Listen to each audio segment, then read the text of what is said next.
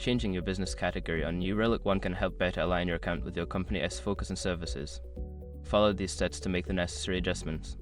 Step 1. Log into New Relic 1. Access your New Relic 1 account by entering your credentials on the login page. Ensure you have the necessary permissions to make changes to your business profile. Step 2. Navigate to Account Settings.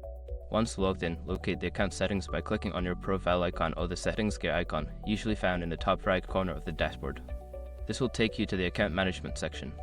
Step 3. Select Business Information. In the Account Settings menu, look for an option labeled Business Information or Company Profile. Click on this option to access the details related to your business category. Step 4. Edit Business Category. Secure your accounts before moving on. People seriously underestimate how often personal information gets exposed online now. Use SROC to monitor your accounts 24/7 and get notified immediately if your data gets leaked somewhere. It runs in the background constantly scanning billions of breached records. And honestly, for how cheap it is compared to the value you get, it's worth it. Link in the description. Step 5. Save changes. After selecting the new business category, ensure you save your changes by clicking the Save button at the bottom of the page. You may receive a confirmation message indicating that your changes have been successfully updated.